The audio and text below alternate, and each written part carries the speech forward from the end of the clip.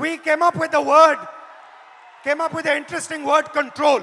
Do you feel that society tries to control you, men try to control you in everything that you do? So, here is a trap. And there are 4 methods of control. And I want to understand from you, have I got this right or have I got this wrong? The first method of control, violence. Second method of control, disrespect. Time is used against you, and in every single sphere of life, in some way or the other, men and the system is trying to control you, make sure that you do exactly what it wants. Agreed? And very interestingly, this oppression is disguised as concern. Ki we are very concerned about you. That is why we need to control you. Yes? Okay. So, let's discuss a little bit about violence. Let's discuss a little bit about violence. ये जो line है, कुछ हो गया तो, ये आप अपने को बोलती हो? बाहर जाएंगे तो कुछ हो गया तो? फैमिली मेंबर्स टेल यू, उधर मत जाओ, कुछ हो जाएगा, राइट? देयर आर 3 तरीके का कंट्रोल है, 3 तरीके की हिंसा है, सॉरी। एक तो डायरेक्ट है। मैंने आपको पहली फोटो दिखाई, उसमें मैंने कहा कि 70 crore journeys are there. First thing to understand is before they are born, पैदा होने से पहले हर साल 4.5 लाख लड़कियों की हत्या होती है. That is the first violence, पहली हिंसा. दूसरी हिंसा हरासमेंट.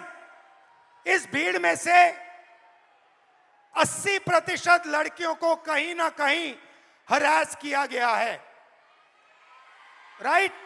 सड़क पे, बस में, रेस्टोरेंट में, स्कूल में, कॉलेज में 80% महिलाओं को हरासमेंट किया जाता है. तकरीबन 30%, 29% महिलाओं पर फिजिकल वायलेंस होती है. घर में, सड़क पे मारा जाता है, धमकाया जाता है, पीटा जाता है. और फाइनल आंकड़ा अनबिलीवेबल, 100 में से 6 महिलाओं को हिंदुस्तान में रेप किया जाता है. 100 में से 6 महिलाओं को हिंदुस्तान में रेप किया जाता है. यह हुई direct physical violence. Violence of opportunity, 50% महिला एजुकेशन या काम को रिजेक्ट करती हैं सेफ्टी के कारण. हिंसा से बचने के लिए 50% महिला एजुकेशन बंद कर देती हैं या फिर जॉब छोड़ देती हैं. और आखिरी फाइनेंशियल हिंसा. क्यों? क्योंकि अगर आप एक महिला हो, एवरेज हिंदुस्तान की महिला को हर साल सेफ्टी पे 17,500 रुपए एक्स्ट्रा खर्च करने पड़ते हैं. ज्यादा कितना ज्यादा? इसका डबल. तो 3 तरीके की हिंसा है. एक तो डायरेक्ट हिंसा, एक फाइनेंशियल हिंसा और एक अपॉर्चुनिटी के कारण। तो पहला इंट्रैपमेंट है हिंसा। अब आपकी सुनेंगे। Welcome. What's your name? Tejaswini. Tejaswini. नमस्कार, कैसे नाम? सुचित्रा। मैत्री। हाँ? मैत्री। कब? बताओ, who would like to start? आप शुरू करेंगी? बोलिए, बीच में आइए। Hello everyone. Hello sir. Hello. मेरा नाम सुचित्रा पागी है। मैं पालघर वसई से बिलोंग करती हूँ और अभी मैं इकोनॉमिक्स में मास्टर्स कर रही हूँ हड़पसर में SM जोशी कॉलेज में। जब हम सिक्योरिटी की बात करते हैं लड़कियों की, तो खुद के साथ होना और दूसरों के साथ होना बहुत अलग चीज़ है, उसमें ज़मीन आसमान फ़र्क है। जब हम पढ़ते हैं कि न्यूज़पेपर में पढ़ते हैं कि लड़की के साथ लड़की हरेस्ट हुई, उसका रेप हुआ, तो वो बहुत अलग बात होती है कि हम सिर्फ फील करते हैं कि उसके साथ ये हुआ तो वो क्या फील कर रही होगी। जब खुद के साथ होता है तो एक डर पैदा होता है मन में कि नहीं यार, लड़कों से बात नहीं करनी, लड़के बहुत स्केरी होते हैं। तो मेरी 15 साल पुरानी एक स्टोरी है। जब मैं 13 ईयर की थी, सिर्फ 8वीं कक्षा में थी, तो क्या हुआ, मैं 5 किलोमीटर गांव से दूर स्कूल में चल के जाती थी और उस टाइम गाड़ी वगैरह ऐसा कोई फैसिलिटी ज़्यादा नहीं थी। तो शाम को जब स्कूल छूटा तो मैं आई और चौराहे पर 3 लड़के थे। लिटरली वो बहुत ज़्यादा ड्रंक थे और उनका एज भी 25 साल से आगे था। तो कितने थे वो? 3 लोग थे 3 लोग। और वो मैरिड थे और मेरे साइड वाले गांव के ही थे वो आप लड़के। जानते थे उनको? नहीं, हम जानते नहीं थे, लेकिन वो साइड वाले गांव के ही लड़के थे। तो क्या हुआ, उन लोगों ने हमें घेरा, मैं और मेरी दोस्त थी, और उन्होंने हमें छेड़ा। लिटरली मतलब पास आ रहे थे और ऐसे कमर को हाथ लगाना और हाथ लगाने के लिए आ रहे थे। तो मैं बहुत ज़्यादा डर गई कि ये क्या हो रहा है। तो उस टाइम पे समझ में नहीं आ रहा था कि मैं क्या करूं, तो मैं भाग गई। तो मैंने अपने पापा से कहा। आपकी फ्रेंड भी भाग गई? हाँ, मेरी फ्रेंड मुझे छोड़ के भाग गई। तो क्या हुआ, मैंने अपने पापा से कहा कि पापा मेरे साथ ऐसा ऐसा हुआ। तो वो हमारे साइड वाले गांव के लड़के थे। तो पापा ने क्या कहा कि हम कंप्लेन करेंगे, पुलिस स्टेशन में कंप्लेन करेंगे, लेकिन मैं नहीं आऊँगा, मम्मी को लेके जाओ। तो मैं मेरी मम्मी को लेके गई। क्यों? क्योंकि पापा का मतलब ऐसा वो सोचते हैं कि तुम एक महिला हो तो तुम्हारी माँ जितना तुम्हें जानती है उतना मैं नहीं जानता। तो जब एक लड़की पर बात आती है तब पापा भी माँ को आगे रखते हैं। तो हम पुलिस स्टेशन गए और कंप्लेन की और उनको शिक्षा मिली। उनको बहुत मारा गया, पीटा गया। उनको मारा? हाँ, उन लड़कों को मारा गया, पीटा गया। उसके बाद ना कि मेरे घर वाले, मेरा पूरा गांव मेरे अपोजिट खड़ा हुआ कि ये लड़की है और इसके साथ ऐसा ऐसा हुआ है, तो इसे पढ़ाओ मत, इसे घर में रखो और पढ़ाओ मत, क्योंकि इज्जत चली गई। तो इज्जत चली गई? हाँ। तो पापा ने कहा कि नहीं, मैं मेरी बच्ची को पढ़ाऊंगा, और उन्होंने मुझे पढ़ाया, बल्कि पुणे में भेजा। और मैं बहुत ज़्यादा डरी हुई थी कि मेरे साथ ऐसा ऐसा हुआ था, तो अब पुणे में भी वैसा ही ना हो। तो मैं 2022 में पुणे में आई। तो जब मैं लाइब्रेरी से आई हॉस्टल में, तो बस PMPL में बहुत ज़्यादा भीड़ थी और मैं गिरने वाली थी। तो एक लड़के ने मेरा हाथ पकड़ा, मुझे खींचा और स्टेबल किया, और आगे एक महिला खड़ी थी, उसके बीच में मैं, और आगे मेरे पीछे वो लड़का खड़ा था। तो लिटरली उस लड़के ने मेरी कमर के इस कोने से लेकर इस कोने तक में हाथ लगाया और मुझे पीछे खींचा, और मैं डर गई। मैंने तुरंत में पीछे मुड़ी और उसके कान के नीचे बजाया, और वह सिचुएशन ये थी सर कि वहाँ पर जो लड़कियाँ थी वो कुछ नहीं बोली। और अब जब मैं स्टेबल हुई कि अब नहीं, मेरे साथ ऐसा नहीं होगा, तो अभी रिसेंटली पिछले वीक में मैं अपने घर से वसई से पुणे आई।